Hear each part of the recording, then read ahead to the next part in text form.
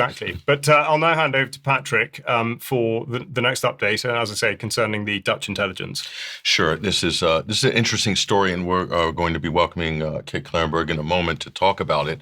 But just going on to the situation at hand, the National Coordinator for Security and Counterterrorism in the Netherlands, in Amsterdam here. This is under the Ministry of Justice and Security. Look at what's happened here. Israel has been declared a, quote, terror threat. Pretty unbelievable. And I want to point people to this article here. I'm somewhat surprised to see this, but there seems to be a slow-moving trend around Europe and little baby steps in terms of putting and isolating Israel into a corner. Dutch intelligence flags Israel as a, quote, state threat. Kit Klarenberg, this is up at Global Delinquents. This is Kit's Substack publication here. Go up to Substack, just type in Kit Klarenberg or Global Delinquents, and it'll bring you right to his archive here. Pretty unbelievable. I want to bring onto the program right now Kit Klarenberg. He's also editor of the Grey Zone UK. He's also published in a number of excellent publications like Mint Press News and others. Kit, welcome to the program. Kit, explain to us how this came about. I find this to be extraordinary, especially considering the really strident and aggressive rhetoric by European leaders in support of Israel since October 7th, 2023. Explain to us what's happening, Kit.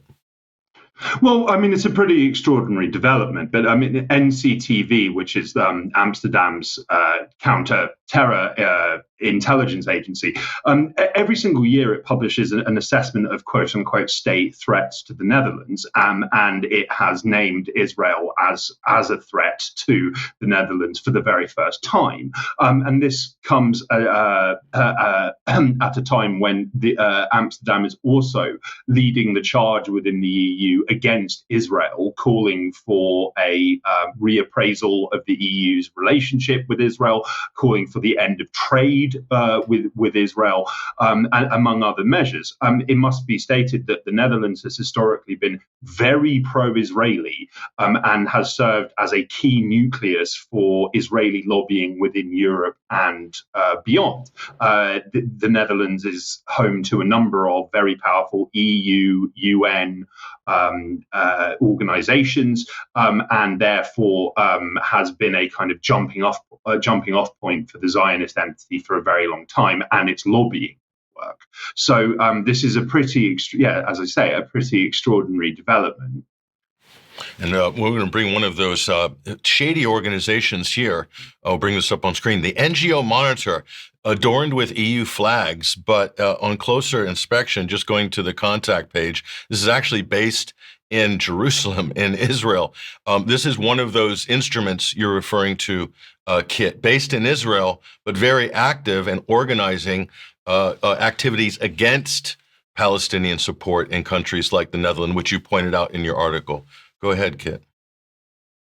Yeah, sure. So it's like, I mean, as I mentioned, that because the Netherlands is home to all of these powerful international institutions, including, of course, the International Criminal Court and the International Court of Justice, ensuring that there is a friendly environment locally in political terms is of utmost importance to Tel Aviv.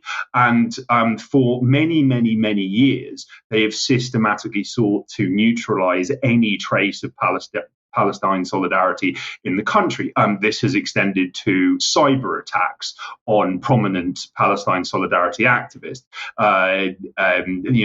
physical threats, all manner of skullduggery, but most prominently, smear campaigns. You mentioned NGO Monitor. NGO Monitor, and the Dutch government has acknowledged this. It routinely smears anyone or anything that is remotely critical of Israel, including Amnesty International and Human Rights Watch, which are, of course, mainstream darlings that can't really be depended upon for an accurate an accurate view of human rights in the world. The slightest criticism of Israel, these people and organizations get smeared as anti-Semitic and in bed with Hamas. And this has been a very, very successful, devastatingly successful strategy that has been deployed over and over and over again over the years. It has led to organizations having to shut down. NGO Monitor has successfully lobbied the Dutch government to cut funding for Palestinian organizations.